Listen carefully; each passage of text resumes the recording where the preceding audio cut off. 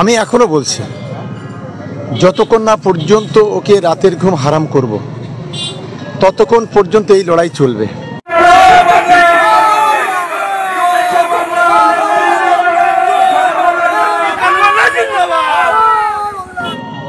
আর আমি আমার দিদি এবং আমার নেতা অভিষেক বন্দ্যোপাধ্যায়কে আমি রিকোয়েস্ট করব,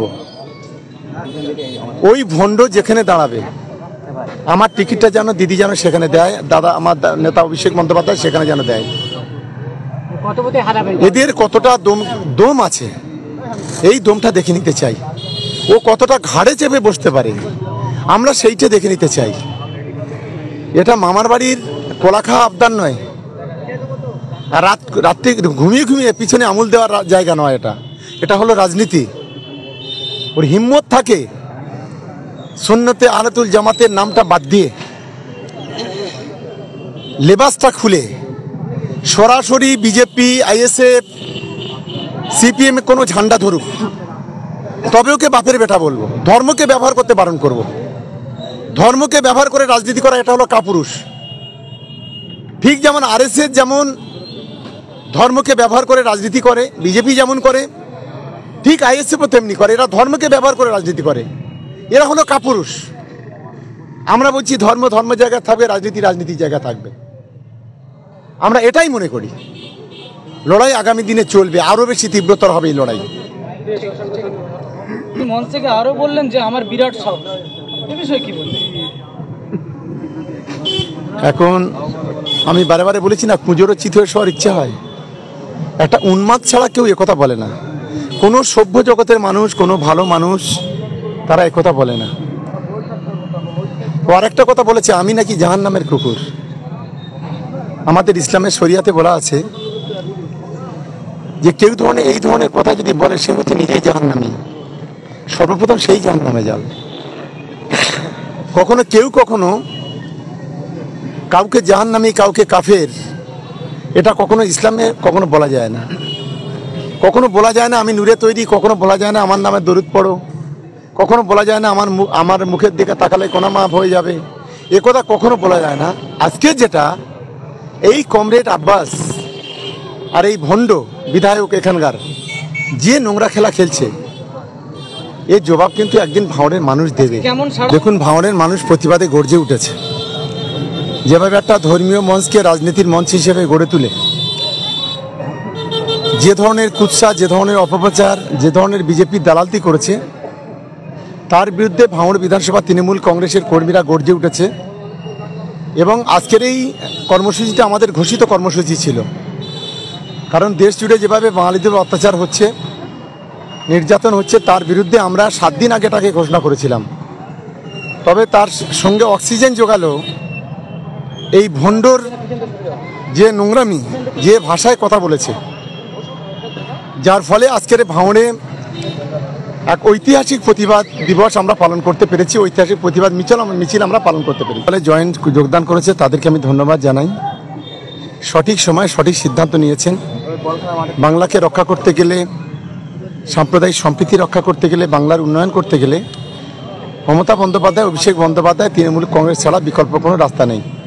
তাই আজকের প্রবীরের নেতৃত্বে যে সমস্ত বিজেপির লোকজনেরা আজ আমাদের দলে যোগদান করেছে, আমরা দলের পক্ষ থেকে তাদের প্রত্যেককে স্বাগত জানাচ্ছি। তৃণমূল কংগ্রেসের পতাকা ধরেছে, কেউ বিজেপির পতাকা নিয়ে এসেছিল, তারা বিজেপির পতাকাটা ছেড়ে দিয়ে তারা তৃণমূল কংগ্রেসের ঝান্ডাটা ধরেছে।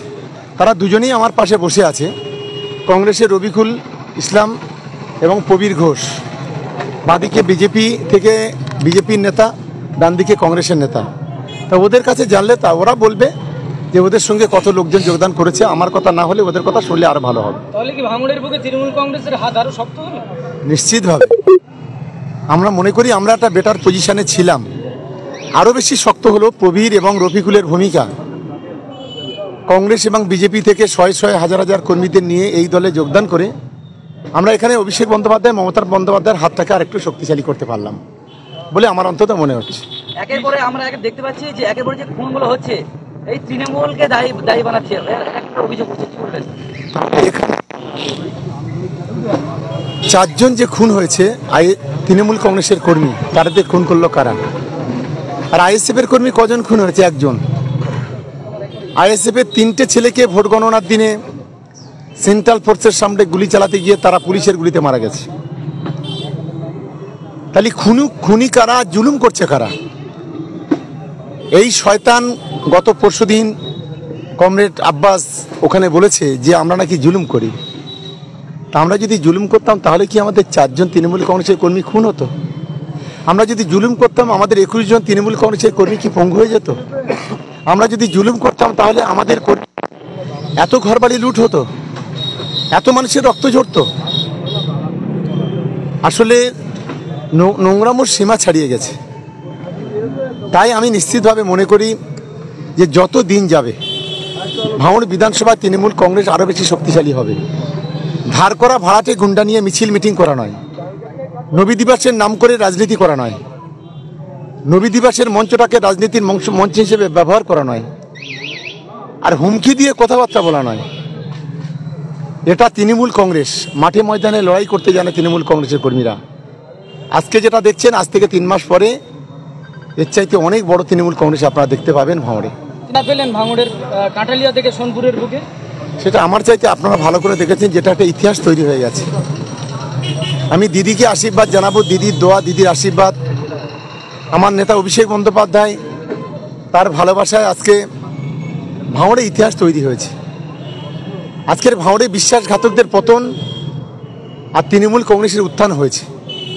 আজ ভাঙড়ের জঙ্গি সন্ত্রাসবাদী খুনিদের পতন, বিসর্জন আর তৃণমূল কংগ্রেসের গর্জন আমরা এই ভাঙড়ে শুনতে পেয়েছি, যেটা আমাদের কাছে এই মুহূর্তে অনেক বড় পাওনা। আগামী দিনে এই আন্দোলন আরও বেশি জোরদার হবে ভাঙড়ের মাটিতে। ভাঙড়ের রাজপথে যেভাবে ঐতিহাসিক